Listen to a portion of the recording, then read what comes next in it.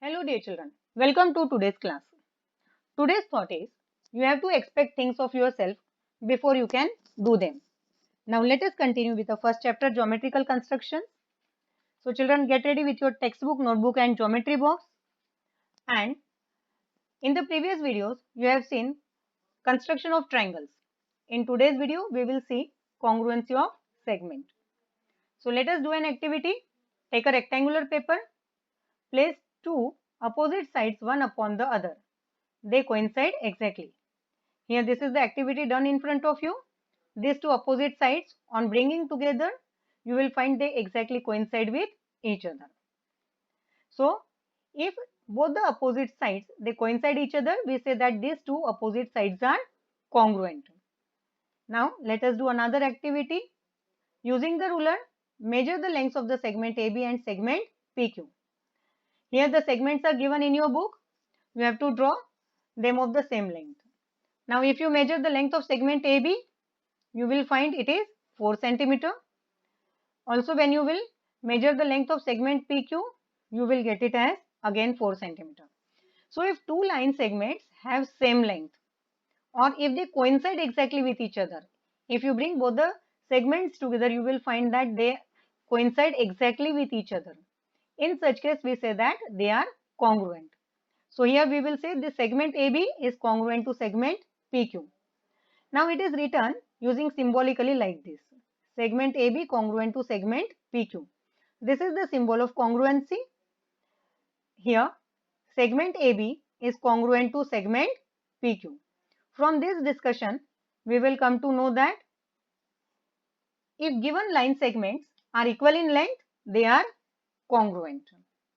Now, if segment AB is congruent to segment PQ, that is, if first segment is congruent to the second segment, it means that segment PQ is congruent to segment AB.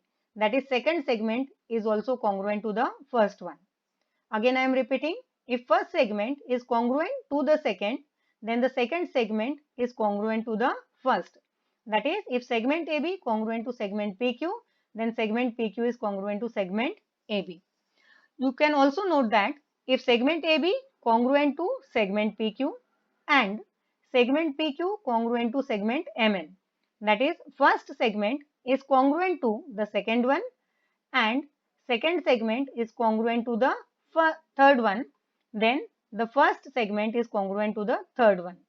Then segment AB is congruent to segment MN.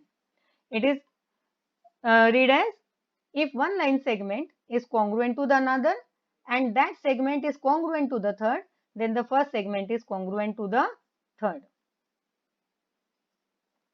Now there is an activity. Take any box, measure the lengths of each of its edges, which of them are congruent. You can take any cuboidal box here and you have to measure the length of its edges and find which of them are congruent. So children, this is an homework. You have to do it by your own. Now there is another activity. From the shape shown below, write the names of pairs of congruent line segments. Here the cuboid is given. Now look at the names given over here. Segment AB congruent to segment DC. That is, segment AB congruent to segment DC. These two segments are congruent.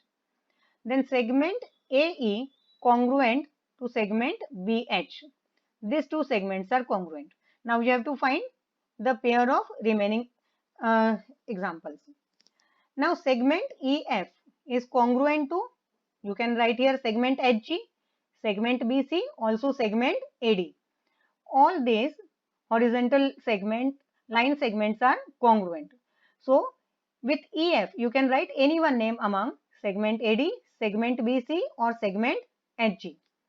So here I wrote segment HG because segment EF is congruent to all the remaining three, segment HG, segment BC and segment AD. Now segment DF. This segment is congruent to segment AE, segment BH and segment CG. So you can write any one name among these three. So segment DF is congruent to segment CG. All these vertical lines are congruent to each other. Now Practice set 6. Write the names of pairs of congruent line segments. Use a divider to find them. So children, everyone knows the divider, the instrument that has both the needle ends. While using the divider, you will put one needle end on vertex G, other on the end point of the segment. So to measure the length using divider, you will put one needle end on G and the other on N. To measure the length of segment MG, you will put needle end on G, the other needle end on M. Similarly, you will find which line segments are congruent. So when you find, first you will start with segment GN. Let us see, it is congruent to segment GM. So you will get the first pair of congruent line segment, that is segment GN is congruent to segment GM. Now again you will find that segment GM is congruent to segment GE. So you will get the another pair of congruent line segment, that is segment GM congruent to segment GE. Then to get the third one, segment GE is congruent to segment GR. So we will get the third line segment, segment GE congruent to segment GR. Now these four line segments are congruent, segment GN, segment GM, segment GE and segment GR. Also the length of the segment GB and segment GC are congruent. So here we will get the fourth pair of congruent line segment, that is segment GC congruent to segment GB. Segment GC congruent to segment GB. So this is the first question of your practice set 6. Now we will move to second question.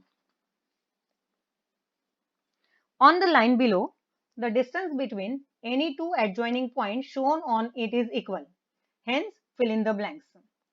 So if you see the line segment, the line given over here, the distance between any two points, that is distance between point Q and point P, is same as point P and point Z. It is also same as point Z and point Y. So we can consider the unit distance between any two points. If therefore the length of segment QP will be 1 unit. If we will see the length between 2 points, it is 2 unit. Length of segment QZ is 2 units. Length of segment QY is 3 units. Similarly, you can see the length or the distance between any 2 points here. Now you have to write the names of the segment that are congruent to the given one. Here segment AB, it means it is 1 unit.